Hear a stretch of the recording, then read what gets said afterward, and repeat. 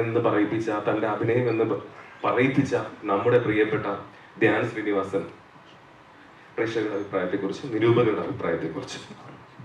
അവർക്ക് ഉണ്ണിക്ക് 5 ലക്ഷം കൊടുത്തു, അശ്വന്തിന്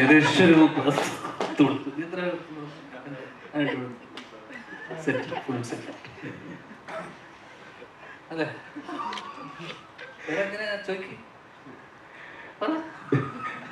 അല്ല, ധ്യാൻ എപ്പോഴും ആരെയും കളിയാക്കാറില്ല. ഇപ്പൊ സിനിമയെ ആര് കളിയാക്കിയാലും, ധ്യാനിന്റെ സിനിമകളെ കളിയാക്കിയാലും ധ്യാൻ ആരെയും തിരിച്ച് അങ്ങനെ എല്ലാരും സംശയം അതാണ് അല്ല കൊടുത്തു. അവരൊന്നും അങ്ങനെ ചെയ്യില്ല. നിനക്കൊക്കെ സംശയമുണ്ട്, അജ്മൽ നിനക്ക് ഡൗട്ട് ഉണ്ടായില്ലേ അങ്ങനെ പറഞ്ഞപ്പോ അല്ലേ? അവരത് അങ്ങനെ വായിച്ചിട്ടൊന്നും ചെയ്യുന്ന ആൾക്കാർ, വളരെ ജെന്യൂനായിട്ട് സിനിമ റിവ്യൂ ചെയ്യുന്ന ആൾക്കാരാണ്, മനസ്സിലായോ? അവര് ലെവലേശം അതിനു വേണ്ടി ഇത് കൂട്ടു വെക്കൂല. ആദ്യമായിട്ട് ഒരാള് സിനിമ നല്ലത് അല്ല, എന്തായാലും ഫസ്റ്റ് ദിവസം തന്നെ ഇവര് പോയി സിനിമ, നമ്മുടെ സിനിമകൾ എന്തായാലും കാണും. പക്ഷെ ഒന്നടങ്കം നല്ലത് പറഞ്ഞത് എനിക്കൊന്ന്, പ്രത്യേകിച്ച് ഉണ്ണിയും കോക്കും ഇപ്പോഴത്തെ മെയിൻ സ്ട്രീം റിവ്യൂസില് മെയിൻ ആയിട്ടുള്ള 2 ആൾക്കാരാണ്. അപ്പൊ അവർക്ക് 2 പേർക്കും സിനിമ ഇഷ്ടപ്പെട്ടു എന്ന് പറയുമ്പോൾ ഇവരുടെയൊക്കെ റിവ്യൂ കാണുന്ന ഒരുപാട് ലക്ഷം ആൾക്കാരുണ്ട്. ആ ലക്ഷത്തിന് ഒരു 50,000 അല്ലെങ്കിൽ അതിന്റെ പകുതി ആൾക്കാർ തിയേറ്ററിൽ പോയിട്ട് വെച്ചാൽ ഇവരെ ഫോളോ ചെയ്യുന്ന എത്രയോ ആൾക്കാരുണ്ടല്ലോ. അല്ല, കുറച്ചു പേരെ വന്ന് സിനിമ ഉണ്ടാക്കാൻ നമുക്ക് വലിയ ഉപകാരമായിരിക്കും. കാരണം ഓണം കഴിഞ്ഞ് നിൽക്കുന്നൊരു സമയമാണ്. അപ്പോൾ ഓണം കഴിഞ്ഞ് നിൽക്കുമ്പോഴുള്ള റിലീസ് എന്ന് പറയുമ്പോൾ സ്വാഭാവികമായിട്ടും ഒരു ചെറിയൊരു ഡൾ ഫേസ് ഉണ്ട്. കാരണം തിയേറ്ററിലേക്ക് ആൾക്കാർ വരുന്നത്, ഫാമിലിയൊക്കെ വരുന്നത് ചിലപ്പോൾ കുറയാനുള്ള സാധ്യതയുണ്ട്.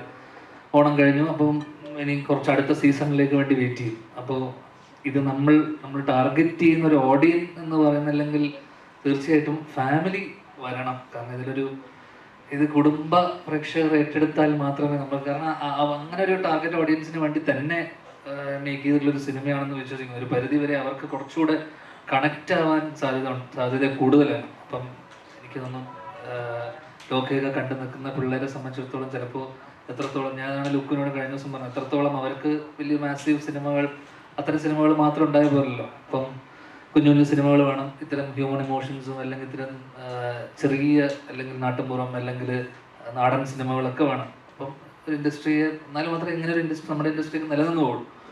അപ്പോൾ ഫസ്റ്റ് ഡേ തന്നെ ക്രിട്ടിക്കലി ഇതിനെ വലിയ രീതിയിലുള്ള ഒരു അക്ലമേഷൻ അല്ലെങ്കിൽ വലിയ രീതിയിലുള്ള ഒരു ഓപ്പണിംഗ് കിട്ടി.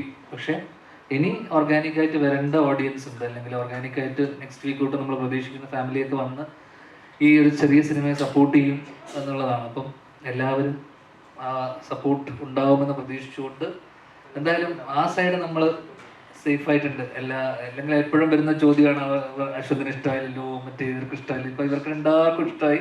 അവർ രണ്ടുപേരും നല്ല റിവ്യൂ അവർക്ക് ഇഷ്ടപ്പെട്ടതിൽ, അല്ലെങ്കിൽ എന്നാൽ എല്ലാ കാലവും അവരൊക്കെ തന്നെ നല്ല സിനിമ അവർക്ക് ഇഷ്ടപ്പെടുന്നത്. ഇതൊക്കെ അവരെ കുട്ടിയൊക്കെ എപ്പോഴും പറയുന്നുള്ളത്, ഇതൊക്കെ അവരുടെ പേഴ്സണൽ ആയിട്ടുള്ള അഭിപ്രായങ്ങളാണ്. അശ്വതിൻ്റെ ആയിക്കോട്ടെ, അവരുടെ വളരെ പേഴ്സണൽ ആയിട്ടുള്ള അഭിപ്രായങ്ങളാണ്. ബാക്കി സിനിമ കാണണോ വേണ്ടയോ എന്നൊക്കെ തീരുമാനിക്കും. സിനിമ വളരെ സബ്ജക്റ്റീവ് ആയിട്ടുള്ളൊരു കാര്യമാണ്. അപ്പോൾ ഓരോ ആൾക്കാർ ഇഷ്ടം, എൻ്റെ ഇഷ്ടമായിരിക്കില്ല എൻ്റെ ഇഷ്ടം, അതല്ലെങ്കിൽ അത് ചിലപ്പോൾ ഇവർക്ക് ഇഷ്ടപ്പെട്ടതുകൊണ്ട് നിങ്ങൾക്ക് ഇഷ്ടപ്പെടണം എന്നില്ല. എന്തായാലും ഇവരെയൊക്കെ ഫോളോ ചെയ്യുന്ന ആൾക്കാരുണ്ട്, സ്ട്രിക്ട്ലി ഫോളോ ചെയ്യുന്ന ആൾക്കാരുണ്ടെങ്കിൽ ഇവരെ ആ കൂട്ടത്തിലുള്ള ആൾക്കാരെങ്കിലും പോയിട്ട് സിനിമ കാണണം. എന്തായാലും നെക്സ്റ്റ് വീക്ക് തൊട്ടിട്ട് കുറച്ചുകൂടെ ആൾക്കാർ തിയേറ്ററിലേക്ക് വരുമെന്ന് പ്രതീക്ഷിക്കും.